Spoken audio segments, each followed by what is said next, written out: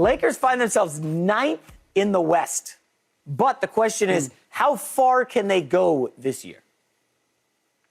Oh, at least the second round of the playoffs. I think that's a nice. I know I could go extravagant and say the conference finals. I could go the other way. I could say they're not even going to be in the playoffs. But the reality that I've said from the beginning that I thought that they were a second round playoff team, and that's still a very real possibility.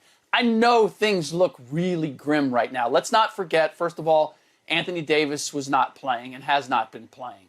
But perhaps most important is the rest of the Western Conference is fragile. We don't have the Phoenix. We have the Phoenix Suns without Chris Paul right now. We have the Warriors without Andre Iguodala and Draymond Green right now. We have the Memphis Grizzlies, who have never been out of the first round when it comes to the playoffs. So the entire Western Conference looks very vulnerable. And meanwhile, where the Lakers are, they don't have anybody coming up behind them. I mean, right now, they're a play-in team. I would fully expect that they're going to be a play-in team. But that puts them in the mix with the Minnesota Timberwolves, the LA Clippers, and the New Orleans Pelicans. There's nobody coming up from behind that is going to knock one of those teams out. The Portland Trail Blazers have decided that they want to tank and get ready for next season. So, with all that said, you put them in a tournament with the Timberwolves, the Clippers without Paul George and Kawhi Leonard, the New Orleans Pelicans without Zion Williamson, and it's very gettable for them to win a game in that play-in tournament and get into the playoffs. And then, depending on who they're going to see, Phoenix Suns without Chris Paul are a very beatable team, as we've seen in the last 2 games that they've played without Chris Paul.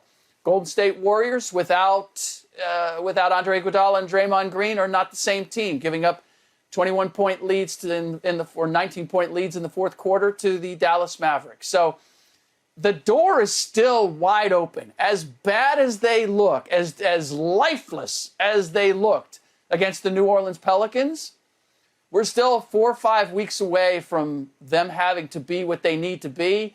And once you get all those old guys together and they can just focus and they have AD and they have the task at hand, then I believe you're going to see the best of the LA Lakers. And whether that's good enough or not still remains to be seen. But as of right now, there's no reason to believe that they still couldn't pull off a first-round upset. Slick Rick. You almost got me, Slicky Ricky. But you did what most people do. The Lakers, I'm just going to say, they're not good, man. And they don't, in my opinion, they may not even win a play-in game because no one fears to. Look, I'm a LeBron fan. I love what he does, but it's not good enough right now. And what you did was talk about all the other teams in the Western Conference and how they're struggling because of injury. The Lakers are struggling due to injury, but you made them healthy against injured teams. They're not healthy. AD's not on the court.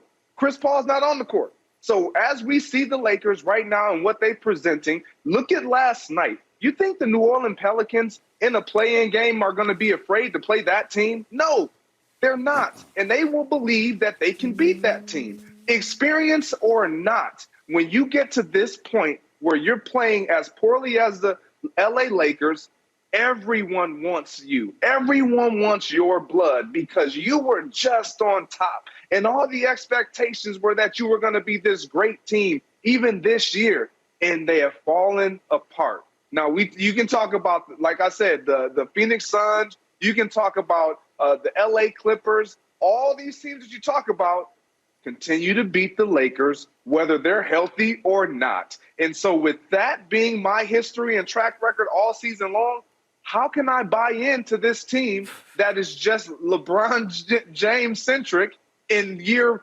50 with Russell Westbrook doing what he's been doing all year? I can't rely on that. And I definitely can't rely on Anthony Davis, as a good a talent as he is. Even when healthy, he hasn't proven that he can get this team over the hump. So I'm not even going to rely on them to win a play-in game. I think they missed the playoffs.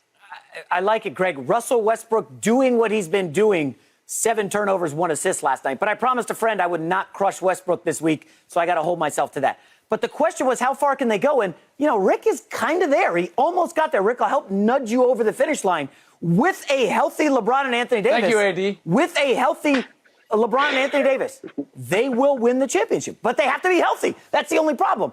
And I say this, Rick, we talked on my podcast last week. Again, if AD and LeBron are healthy, what happens in the bubble? They win the championship. If LeBron and AD are healthy, what happens last year? They lead the Suns 2-1. Then AD goes down, the bottom falls out, and they're toast.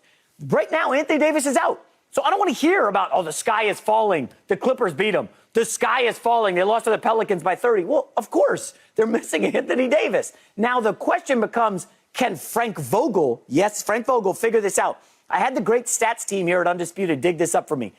The Lakers are tied for the most blown leads of 10 or more points in the league this year. That, folks, is a coach thing. Now, I know Vogel's dealing with a roster of a bunch of one-year guys. They just got here, still no Kendrick Nunn because he's the savior, ha, ha, ha.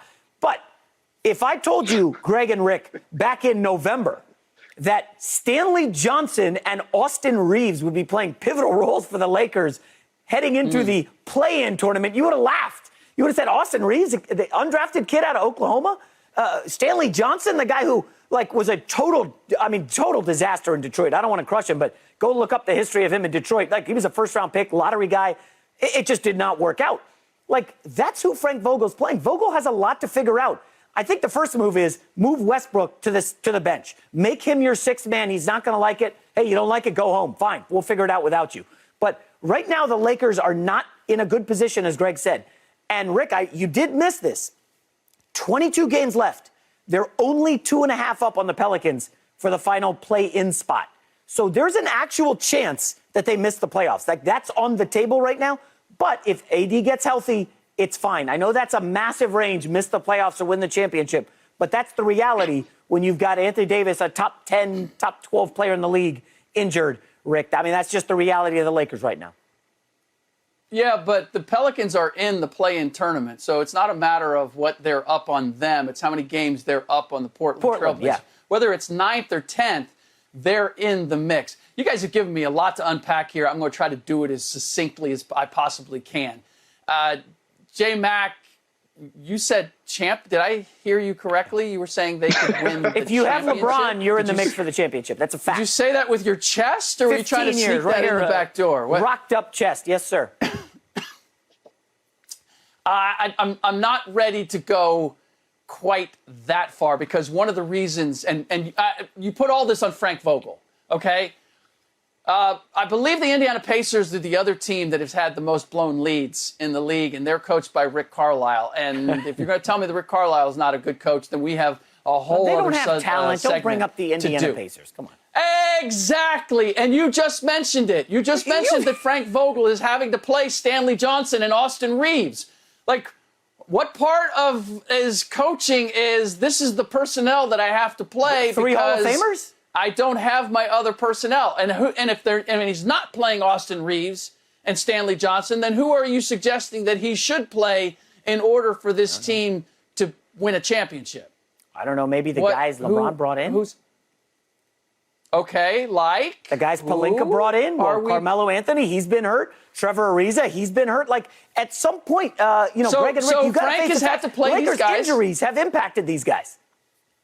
Yes, no, without question. And they've impacted Frank Vogel and what he's able to do. Now, look, I said from the very beginning that Frank Vogel wasn't going to be able to handle these personalities. He wasn't going to be able to tell Russ no. He wasn't going to be able to tell LeBron, hey, I need you to play defense. Stop going for Kareem's record. I need you to be a playmaker. I knew that Frank didn't or wasn't going to be able to wrestle with all of these big personalities and egos. But he's also been dealt a really bad hand. So that's why J-Mac, as optimistic as you may be, that Anthony Davis comes back and they can win the way they did in the bubble. I can't go quite that far. I'm not that excited about this Lakers team. Greg, now to you. And with this idea, you're right. I cooked the books there a little bit. Talked about the Lakers being healthy. Talked about all these other teams that have injuries. But here's the distinction. The Lakers, with the pieces that they have, even right now, these are all guys that have been to the playoffs multiple times.